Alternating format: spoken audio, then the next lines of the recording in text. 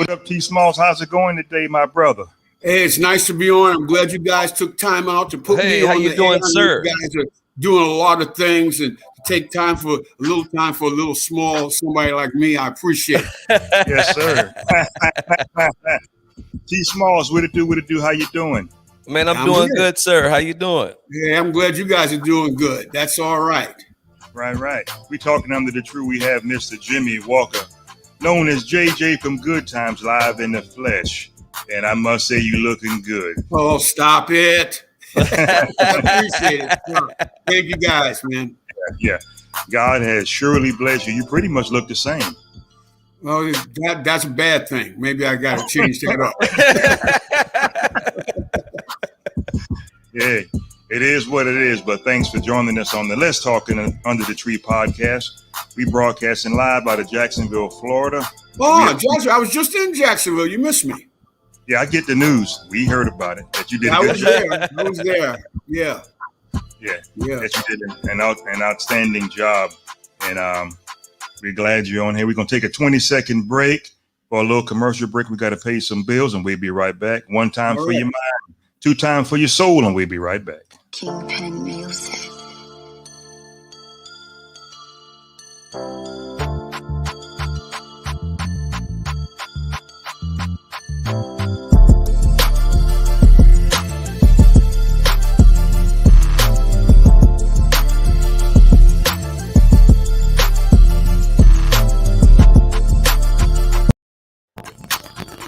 All right, let's get down to the meat of the thing.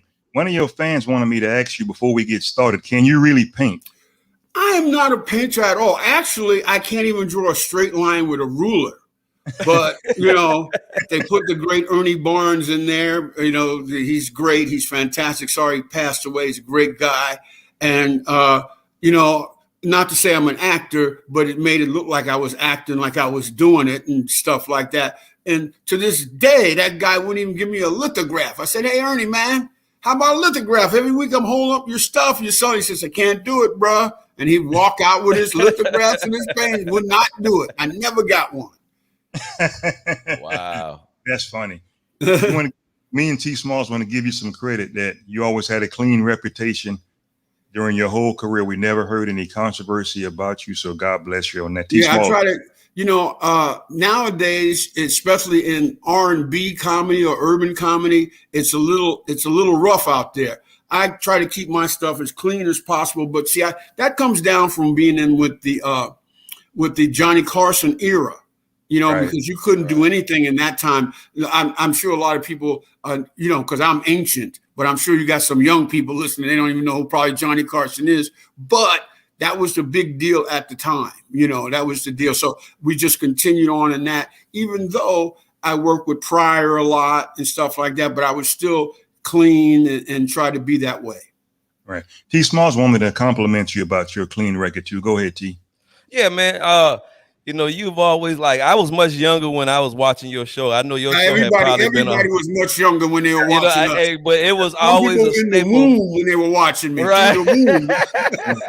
It was always a staple, man. And we appreciate that. You here We are, you know, we're having an opportunity to talk with you, man. It's kind of like surreal for me, man, from watching you as a young kid. I'm serious, man, from watching you all these years as a young kid, man. How much is the pastor paying you to say that now? Man, stop look. now.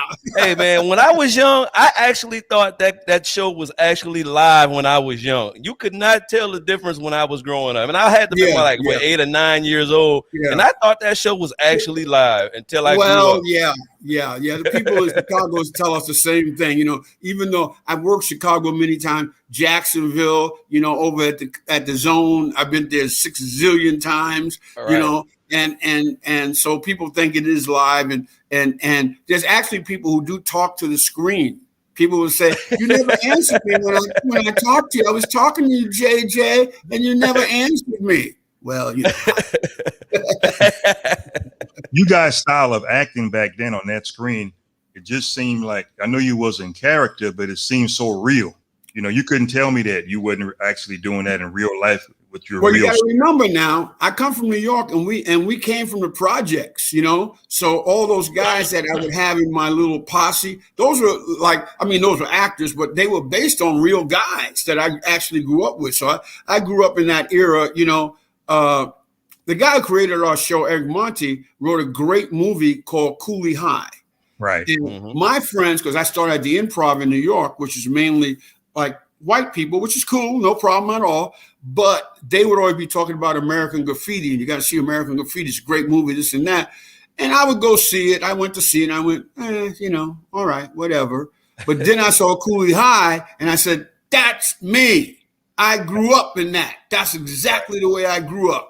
And when we did the show, you know, our writers, we had some white writers, so they really wanted to know what was going on in the community. And I would tell them, and they would write it that way. I would come up with my little whatever I came up with, and we would do it that way. So it was a little different for them, you know. And across the hall, down the road, was Red Fox, and Red was doing his thing. And I think it threw a lot of the writers off too, because they didn't grow up like that. They didn't know there was people like that. But that's the way it is. Not until probably Death Jam came on that you would see the real kind of stuff like was happening. You know, those cats, you know, Cedric and those guys, and DL and Steve and Bernie Mac, of course, all those guys, JB Smooth, they would do that some more. So they did more of the urban, whatever you want to call it.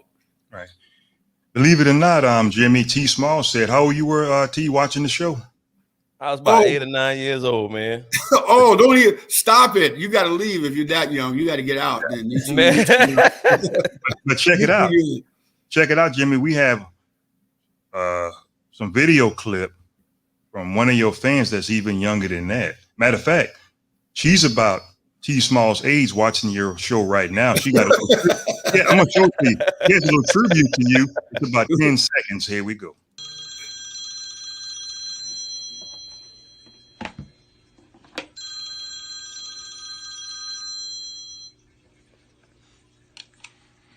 Hello, lucky person. You got the number right, because you're talking to Kid Dy-no-mite. Hello. Goodness Did you see that? Crazy. Yeah, I saw some of it. Yeah, that's my daughter Savannah giving you a little shout out. A shout out. Yeah, that's cool. Yeah. You know, you got to remember we're like in the rerun whatever, because we're on all the time now, and people do get a chance to see us, and we're on in the morning. So there's people who missed the first run. I think we're like in the 192nd run of the show now. But people do get a chance to see it, and we are glad that people enjoy it, you know. And the thing that we always did, and that came from Norman Lear, we deal with a lot of issues that are still going on today. I mean, I think we were ahead of our time, a little bit in the vanguard. That's Norman, you know, that's what he likes to do. Right. I didn't know that you can dance a little bit. I watched some of the clips. No. You know, I'm such a terrible dancer. I'm the worst. And Bernadette Thelma, and Norman, they always were trying to get me to go out there and be a dancer. One year I did not dance because I wrote it in my contract. I said, no, I don't want to be dancing. I hate dancing. I can't do it. It's terrible. But they always wanted me to dance my terrible, awful, just atrocious way of dancing. But I can't tell you couldn't dance because T. Smalls, he's looks up to you and he tries to. No. Cancel that. No. I'm going to show it. And T. Smalls, he tried a little ballet and he tried to. No. Oh, darn heck no. Oh, fiddly dee no. Oh, let it go.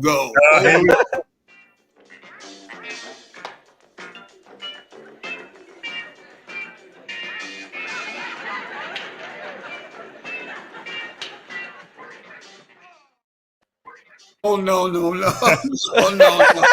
See, Bernadette and Janae, they were dancers. They were real dancers, and they could do it, and they would just laugh. And the first time I did it, it was so bad, and I said, then I won't do it anymore. And Norman and Bernadette, they just, I will get them for this till the bottom of when I'm dead, which will probably be tomorrow, but that's okay. No, man. Oh, man. But the character that John Amos played as a kid in my era, everybody was kind of scared of him in real life or something. Well, that was the thing that John and Esther, they put it in there. They wanted a strong family unit, even though, maybe the finances weren't that great or whatever, but they always wanted to show irregardlessly, which is my word, never use it. Irregardlessly, my word, they wanted to show that there was a strong family unit in there. So they always put that in. Right. As your popularity kind of grew, rumor has it that, it was a little, I'm going to clean it up, say people were cutting their eyes at you a little bit. They always are. They will always do that. That will always happen. I mean, you guys are doing the radio thing. I'm sure there's people that don't like Steve Harvey or Ricky Smiley. Right. I'm sure there's people going, yeah. That comes with the territory. Yeah. Nobody is ever going to be liked by everybody. That's what you go. You guys got Trevor Lawrence coming down there. I'm sure that people are going to go, oh, we hate this Trevor Lawrence. He's horrible. I saw him at a restaurant. He didn't do that. So it's always going to be that. So, yeah, we're always going to get that. I expect that. That doesn't faze me, especially being in the stand-up comedy racket. Darn heck, man. You get it all the time. I've heard people say they weren't Richard Pryor fans. They said they just didn't relate to the stuff that he did. So there's always people not going to not like you. I'm used to that. It's an old saying that when you're a comedian, you have to have a third eye. You see other things that, the average common person don't see. Is that true? That is definitely true because you know what? You think everything is funny. Where people are taking it seriously and you're looking at the comedic value of it, even whatever it may be, people just always are thinking comedically. And if you get 4 or 5 comedians together, you'll hear things come out of there, not profanity, but just on things that you just go, I never even looked at that as funny. But the comics will be coming up with it. So that happens all the time. Comics are always thinking a little differently, definitely. Well, me and T. Smalls read your bio. We didn't really see that you attended an acting school. So we always refer to something as you have the it factor. I don't know about that. I mean, I was lucky. Maybe cousin it is about as far as I can go. But he said cousin it. That's about as far as I can go. But those real actors. I was lucky to work with Ron Glass from Barney Miller, Roscoe Lee Brown. I mean, these cats. These are serious actors, and you get into serious stuff when when you get into those guys, you go, oh my goodness. And then I was lucky enough to work with James Earl Jones, and I was totally like over my head working with James. I mean, I go, why am I even on the stage with James Earl Jones? He's on another, and he rehearses low key. You just you'll be rehearsing and be like, yeah. So then we'll go to the house, we'll do the thing, and I go, this guy's supposed to be great, man. What's up? Then we say, okay, let's take it. Hey, what are you doing going to the house and doing? You go, gee, There it is. Man. So those guys are serious. You know, I'm just a little comedic guy, a little, you know, toothpick trying to get a laugh here or there. That's it. And John, you know, John's a good actor. He's a very solid actor. You know, I know a lot of people liked him in America, Coming to America 1 and 2. John's a very good actor. Right. Yes, he is. I know all your life, pretty much, you always heard everybody refer you to as Dy-no-mite. But me and T Smalls have our favorite quote that we're going to challenge each other. That we talked about it earlier. You know, when a lady might look at us, or we might get a nice phone call. Oh yes, it's about that time. We love that. And they call us anytime. And they say something nice to us. This is what you would say right here. I know. I know. Here go another one. Humble thing. You know, ladies don't realize. You know, I want to throw this out now, and I want to put the shade on him. Snoop Dogg, Calvis Brodus, he's using my cello on his thing. You know, when he picks up the shell phone, he's on the beach. Right.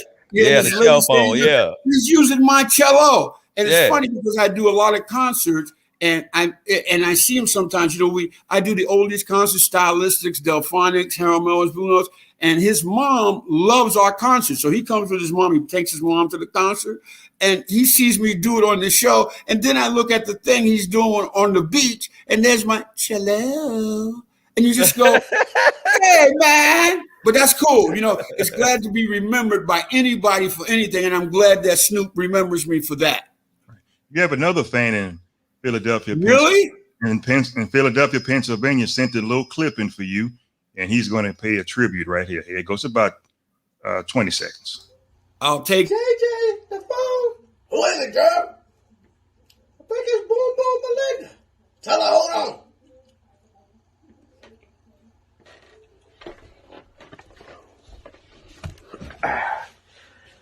Hello, this is the debonair extraordinaire from the Windy City, JJ. How you doing, Mr. Jimmy Walker?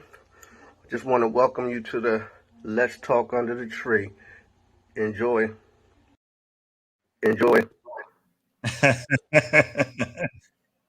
Yeah.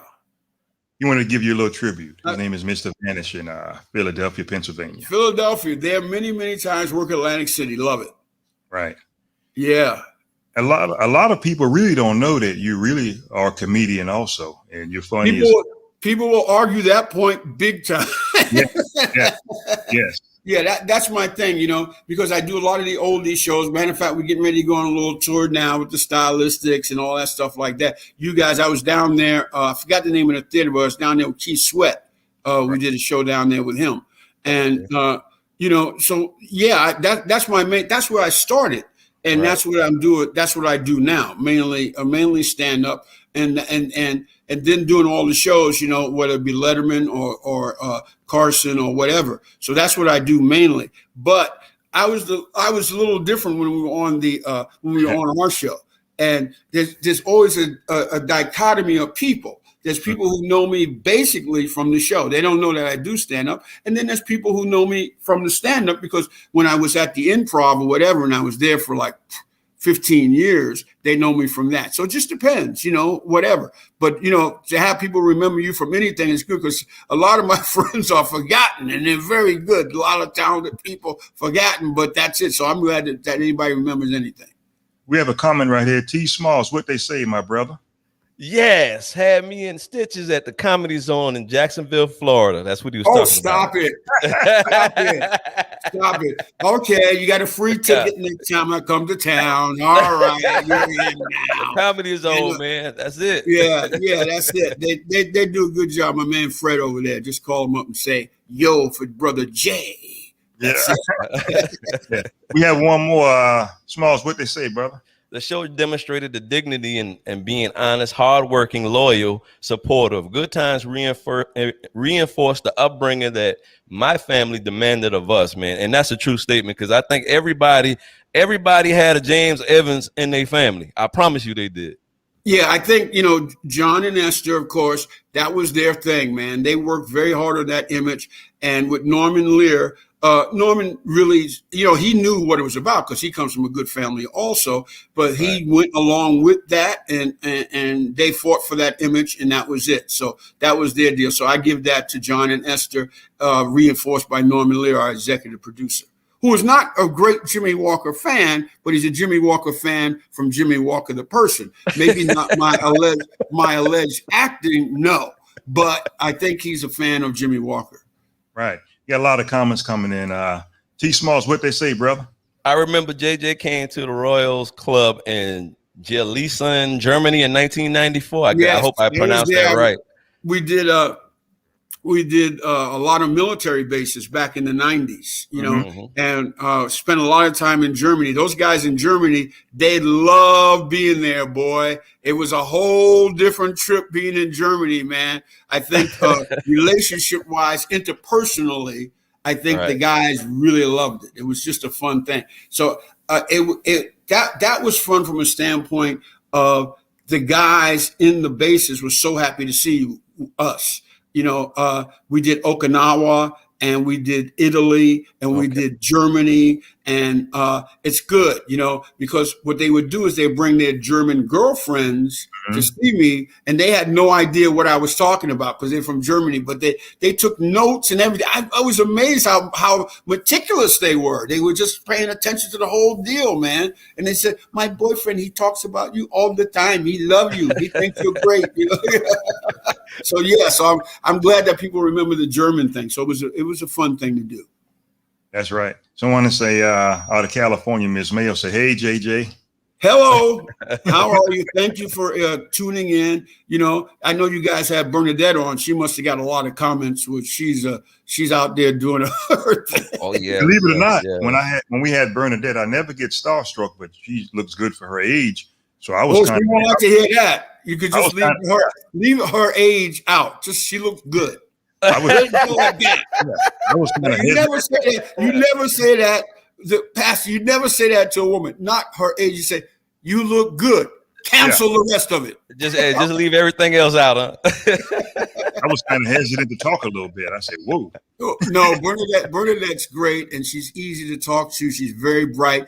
I mean, I'm sure she told you a lot about all the things she's doing. She did the thing with her mom, and she's doing all this. She's always out there, man, and she's always pushing. Boy, I got to give her that. Yeah. Oh, man. He clicked off, but he'll be back. But he's a real funny dude, T Smalls. I like him, man. Oh, yeah, man. Oh, yeah, definitely, man. Definitely. I guess he'll be back here in a minute, man.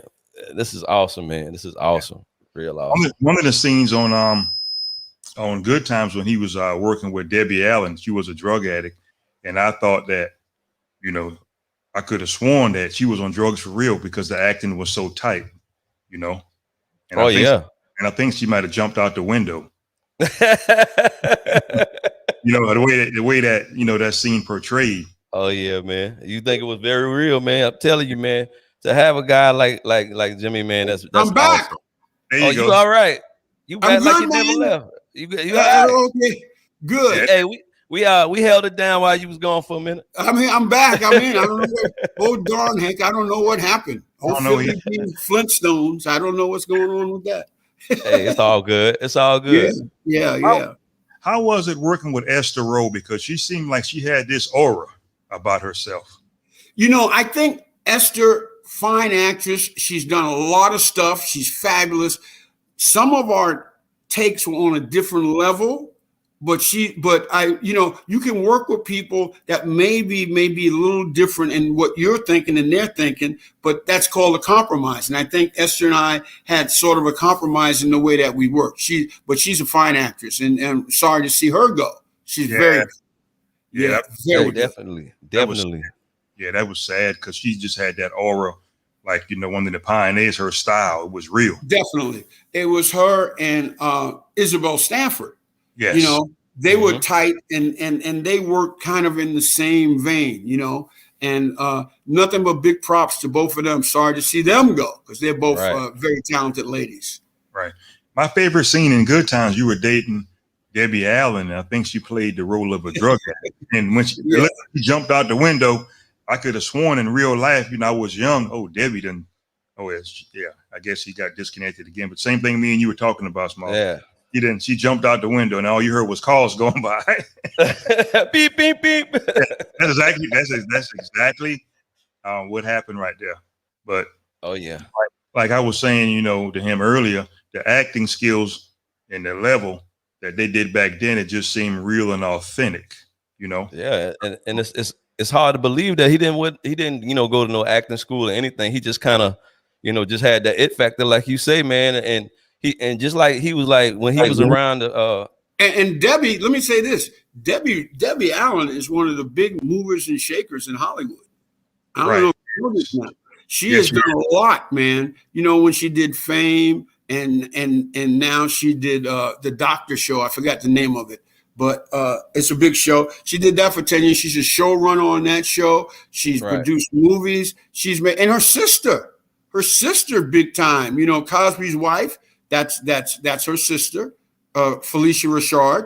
Felicia Rashard, yeah. That's her sister, and very, very talented family, man. Debbie still has her dance studio in Los Angeles, so I was very happy to be associated with her. She don't talk to me no more, but that's okay. I love her. I love Debbie.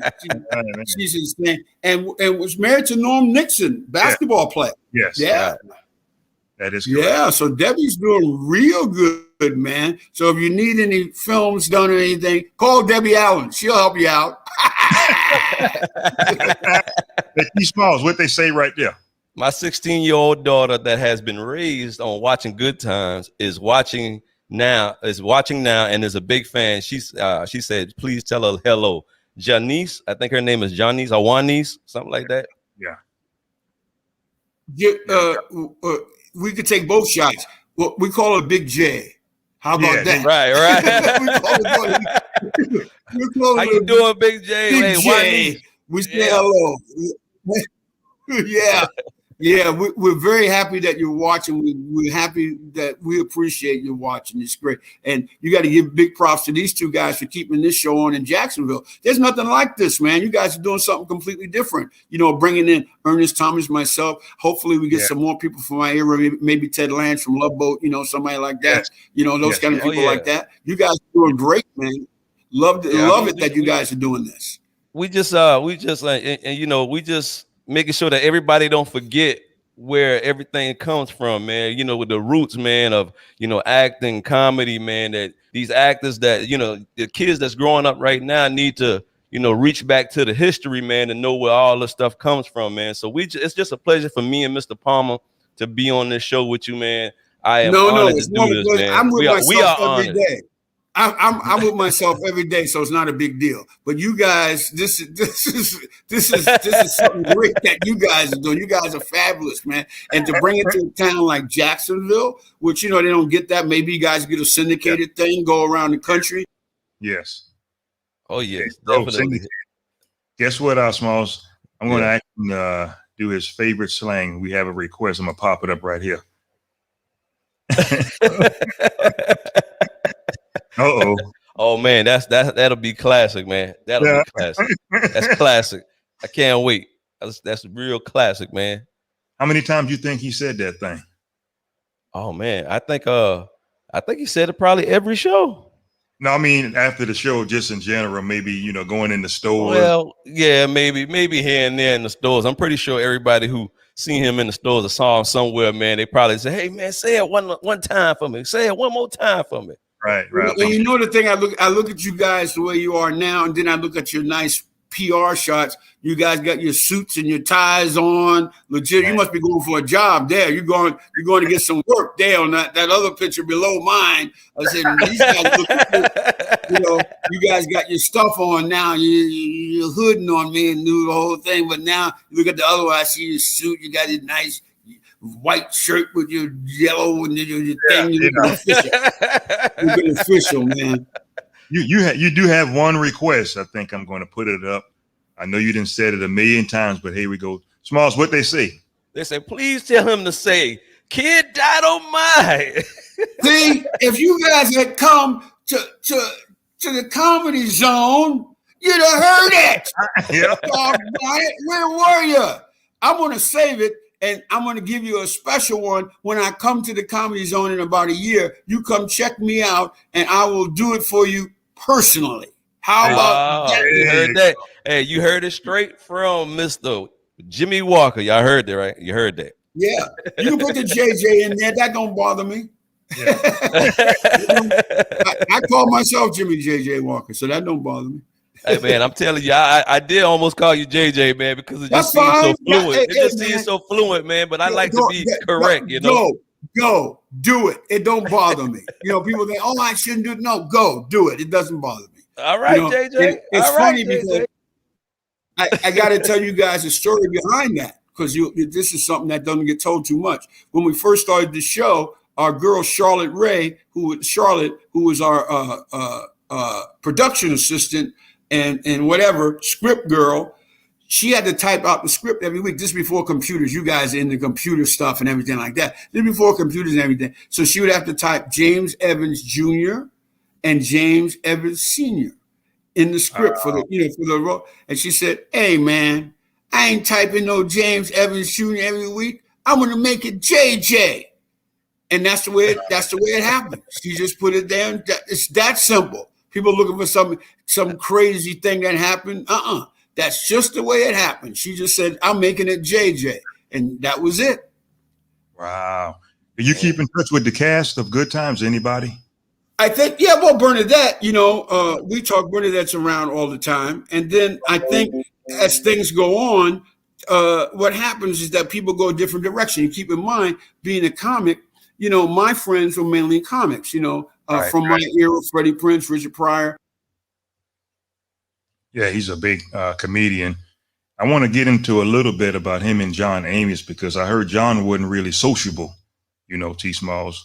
I mean, it's kind of hard to believe that, man, especially from the movie Coming to America, man. I mean, he was definitely funny in that, man. So it's kind of hard to believe, you know what I mean? But hey, man, we gonna see.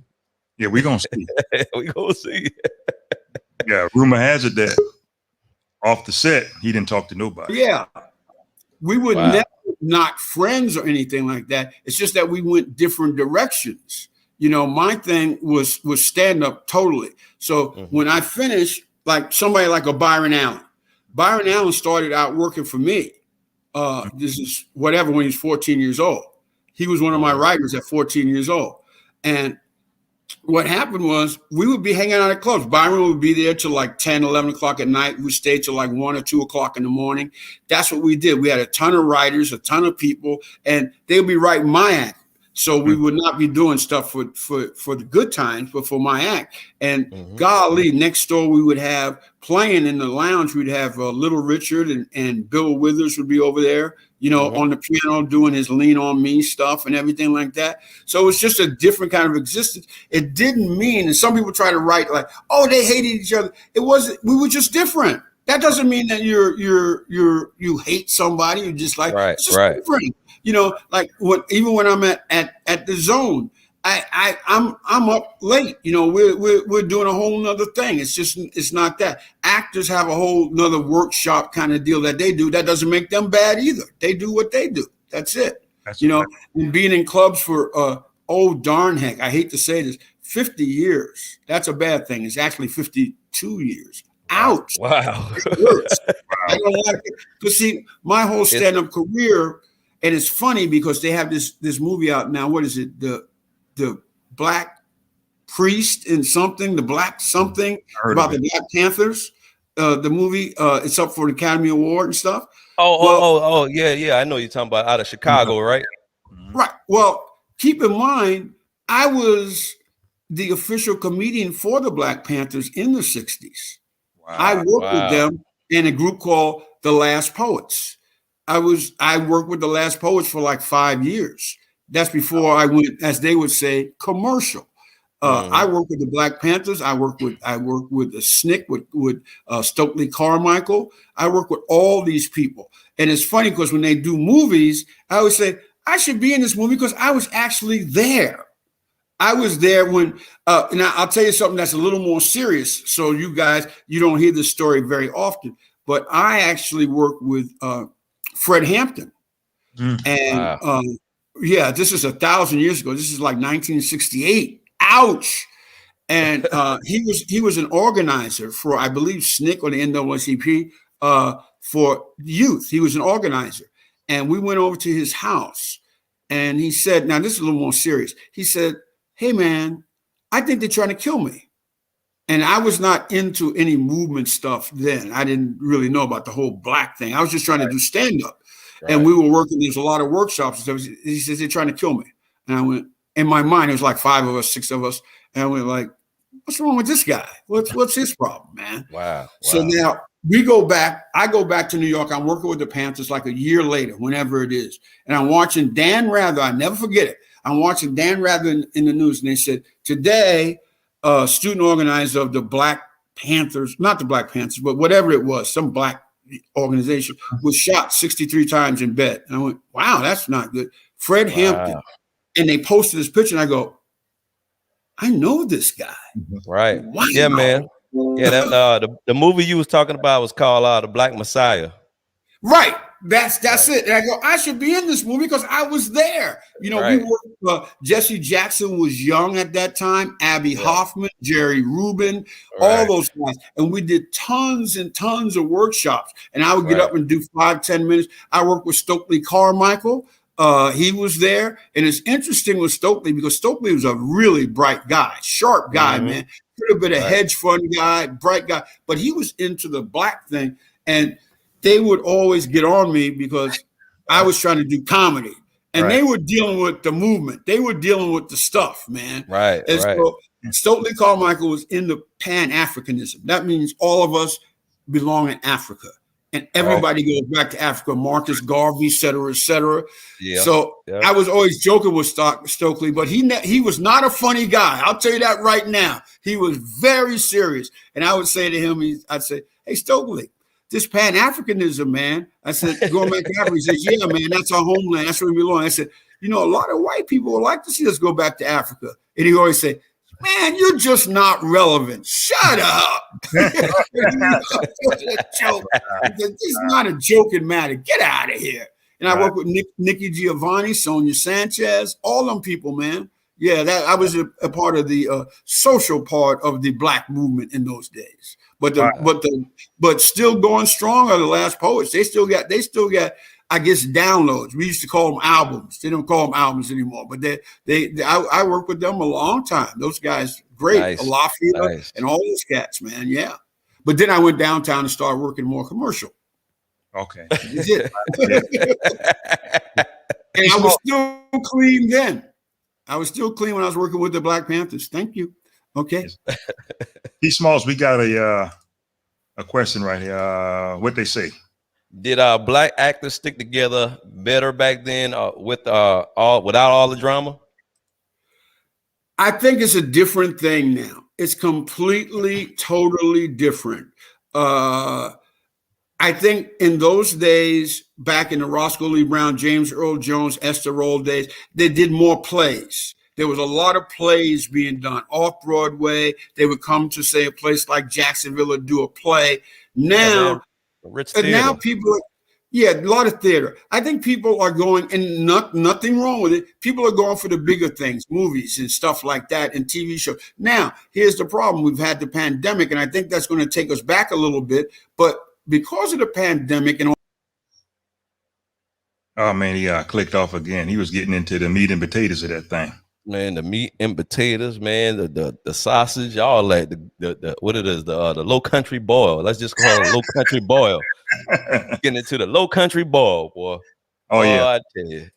But he'll be back in a second. We want to thank everybody for watching.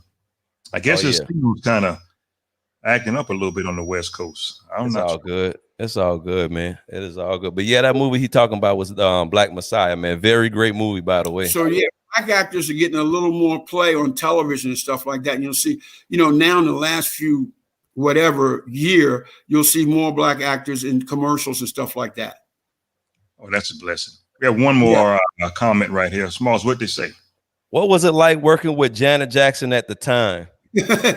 keep in mind, Janet Jackson was like, I think, like 9 years old. Yeah. You know, so she was just like a kid. And what happens in TV and movies, kids don't get a chance to hang out on the set too much because they look out for the welfare of the child. So they get a lot of private tutors and stuff like that. So she was tutored. Janet has been tutored, I would say, God, probably 15 years because she was always on not only our show, but she did the Sonny and Cher show and she did Fame. So she was probably from 5 years old till like 19, always in a tutor situation. So we really didn't get, I really never really spoke to her because we didn't, you know, she was a kid. Right. Yeah. Right. That's amazing. So what's next for you? What's your future hold? You're still young. You're still vibrant. I don't know about still. He said he don't know about still, yeah. I guess that phone he got kind of old, ain't it? It's all good. He got a flip phone.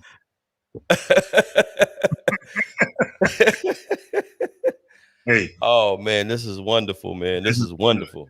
This is wonderful. This is real good, man. It's amazing that he's a comedian and no cussing. Doesn't mean that you're bad or you're terrible. My career is mainly going to be stand-up. That's it. You know, I would love to see, you know, being on the show and stuff like that. I think at this stage, realistically, being honest, I may be too old to be on a show for what the people are doing in Los Angeles. They're doing a younger thing, and you're just, you know, it's like being Hank Aaron or something. Your time's up. That's it. Well, I don't know about all that now. Your work speaks for itself now. Your work speaks for itself. You know, let me say this. I still think that I'm legit and whatever, but those guys who are making the decisions, they may just say, you know, okay, he did his little Dy-no-mite thing. Let's move on. Let's get something else. And I get it. I'm not hostile about it. As long as I can keep going to clubs and doing my thing, I'm a happy camper, man. That doesn't bother me whatsoever. You know, Of course, you like to be on the show. I mean, they're doing, as you guys, and probably you guys may talk to Bernadette about it, they're doing the reboot on Good Times, which is going to be an animated show. And we won't have anything to do with that. I don't know much about it, but people ask about it all the time. Wow, that's sad, man. You should have something. It's not sad. It's what happens. It goes on. I don't get crazy and get upset, you know, and that's a lot to do with Norman, too. Norman is not a big Jimmy Walker creative fan, even though creatively I think I brought something to the show. Norman doesn't feel that way, but he still likes me personally, and I think every time I see him we have great hugs, and he's a good guy. Yeah, I think your trademark from the show is not what you said. I think it was the chicken hat. The chicken hat, Truman and Baskin. Oh God, will I get those guys? They wrote that in there. I will get them if it's the last thing I ever do in my life. I will get these guys, man. And they created it. They built it. And they brought it to me. And I go, oh, no, this is silly, man. No, just try it. It's going to work. It's going to be great. And I wore it, and people went bananas. Yes. They loved it. It's funny because Norman Lear hated the chicken hat. But I said, well, it's going to get a laugh. Let's go with it. And boy, it has hung around for whatever many years, since 1977, 76. Oh, yeah, definitely. And that's Shulman and Baskin. I will get those guys. I have to find a way to get them. That's funny. You actually wrote a book, didn't you? I have a book called Dy-no-mite, Good Times, Bad Times, My Times, Our Times. And I think, of course, I wrote it, so of course I'm going to think it's good. And I like the book a lot, and I think that people should get the book. It's online, and it's probably about 50 cents now. And I think you should pick it up and read it. It's a good book. It shows a lot of my stand-up career, and of course the good time stuff, and my personal whatever little life that I had. I think the best outfit, also besides the chicken hat, was the JJ pajamas. Again, Shulman and Baskin came up with the flap in the back, and I will get them for that too. Oh, so man. I have a big payback for Shulman and Baskin. I will get those guys if it's the last thing I ever do, and it may be. Those pajamas, I've never seen nothing like that. Yeah, well, That's Sherman and Baskin. I will get them for that. So if you ever hear anything happen in Sherman and Baskin, don't look my way because you know that I did it. You ever had an incident? You just walking in public, say Walmart, and someone recognizes you. Yeah, they want you to say Dy-no-mite, and you just keep walking. I do it all the time. I'm happy. Again, I'm happy that people remember you from anything. You know, I mean, it's a good thing. It's a good thing that people remember you, and that's what I always say. As long as they remember you from something, that's fine. I'll go with it. Yeah, that's funny. Hey, Smalls, you gonna buy you some of them pajamas? Look, man. Hey, I don't know about all that, man, but look, man, I can't follow an act like that, man. That's a hard act to follow, man. Because I was talking about Snoop doing the shell thing. Now, when you guys see it, you'll see Snoop do the cello. Yeah, that's my thing. But a lot of television, and it's kind of it's kind of a strange thing. A lot of your stuff, a lot of people are doing my stuff still. You know, stuff that I used to do. And I go, wow, because when you were doing it, you didn't think about it that way. Now people are doing it all the time. I see people do it. And then the hat that was my hat. That was my idea. Thank you. Mm-hmm. I came up with the hat thing. And I see the hat all the time now. People are wearing it in different commercials all the time. The bucket hat thing. Yeah, man. That's iconic, man. The bucket hat was iconic. And you know what? It's very fitting from the place you're from. You're from Brooklyn, New York, so it's right. Very fitting for that. It's actually the Bronx, New York, and I'll tell you. I'm sorry. No big deal. I'll tell you how the hat thing came about. I was doing a movie, right? And I went in to talk to Hugo about doing this movie, a little part. And I had been a disc jockey before. I was in radio. So in the old days, this is like in the 60s, they didn't want you to have any ethnic sounding to your voice. They wanted you to sound completely just generic. So I went to like a college thing to learn how to lose my black accent. So what happened, this is interesting. What happened was when I went in to talk to these guys, they said, you don't even sound black. You don't look black. You don't act black. You got to get funkier. So I said, oh man, I got to get funkier. So I was in the subway, and they have these stores in the subway, right? And they had these bucket hats. And I said, let me get the bucket hat and start talking to some black people, and maybe I can get this. So I was talking to some black people. I wore the hat, and I got it. Okay? A little part of the movie. I got a little tiny part in the movie. And so I said, and then after that, I got another movie with the hat on. So I figured, and then after that, I got the show with the hat on. So I said, this is my lucky hat. I got to wear this hat wherever I am. So I wore the hat all the time. Now then, when the show started, what happened was I said, oh, I'll take the hat off once we start shooting the show. And our producer, John Rich, says, because I would go to rehearsal with the hat on, and I took it off, combed my hair out, and the whole deal like that. And our producer, John Rich, says, where's the hat? I go, oh, well, I'm ready to shoot the show. I'm not going to wear the hat. He says, oh, no. You got to wear that hat, man. He said, that's your trademark. You got to wear it. And then from then on, I always wear. And Norman Lear hated the hat. He hated the chicken hat. He hated the bucket hat. He hated the pajamas. But all the stuff he hated worked out great for the show. Right. It sure did. Norman Lear's around in his 90s, ain't he? He should be something like that. 98 years old, goes to the office every day. And wow. I saw him, goes to the office every day. I saw him in November. He's getting a little, whatever. He's 98. You get a little bit whatever, but he's still sharp as a tack. Still doesn't like me as a creative talent, but he's a good guy, man. I love him. He's my man. One last comment. I think this is very important and needs to be addressed a little bit. T-Smalls, what they say. I used to hate that none of the characters in Good Times ever caught a break. Seems like the show could have been called Bad Times. Hey, even people, you could take somebody like a Tyler Perry or Debbie Allen, and they'll tell you every day I'm blessed, but there's always stuff that comes up, man. And I think on our show, that's exactly what happened. There was always something, man. When something went good, we had 2 steps back. So it was always that kind of thing. And, but it's real life, man. Real life that happened. So that's cool. I'll go with it. Yeah. But guess what? You're still blessed and you're still here. That's the main thing. Well, thank you guys. I appreciate it. You're welcome. You was also up for a Golden Globe Award. I hate to say this, I actually did win a Golden Globe. Thank you. Right. I got one, and I got an NAACP. Oh man, that's man. You got a little stuff. So you get a couple of things. See, that's what the guy's talking about. Getting a little stuff in there. So I got a little something to sign. A little something, huh? A little something.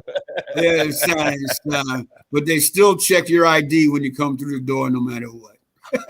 With a Golden Globe and an NAACP Image Award, they still say, "Let us see your ID." So the Golden Globe don't get you in. Actually, you just dropped the nugget on the down low. Oh yeah, definitely. Yeah. That was some knowledge right there. We appreciate you, brother, and you'll be an icon, for a lot of America and a lot of kids, man. Thank you. I appreciate you guys having me on, and I wish you guys the best of luck. I hope you get that national syndication like Ricky Smiley and Steve Harvey. Start getting that morning thing happening. Love to see that for you guys. But then when you get that, you probably won't ever have me on again. So that's not true. Oh man, that right there. We'll probably be calling you even more. Oh, you guys had the national syndication. They said it's Jimmy Walker calling. Oh, tell them that we were out. Never. Nah, man. When we get off, we want you to stay on for about 60 seconds, if you don't mind. 60 seconds once we log off. I'm staying on. I'm leaving now. But you guys tune into these guys in Jacksonville. They are the best cats. They've come up with a novel idea. Do not miss it. And Jacksonville, feel proud that you have a show like this in your turf. Thank you guys for having me. Oh, man. We appreciate you, brother. Yes, I appreciate you. Thank you. All right. T Small, say a little prayer before we go. Yes, thank you, God. Thank you, God, for allowing Mr. Jimmy Walker to join us today, man. Continue to bless him as he journeys to his future endeavors. Thank him. I thank him for taking the time out to even, have a conversation, man, and reach out to us. In your name we pray, amen. Amen. Thanks, everyone, for watching. Amen. Double amen. Thank you, guys. Or you too. Let's Talk Under the Tree podcast. I'm Pastor Palmer T. Smalls. Jimmy Walker, wear your mask. Corona is out. And guess what? We out of here. Thank you, everybody. We love you. Peace.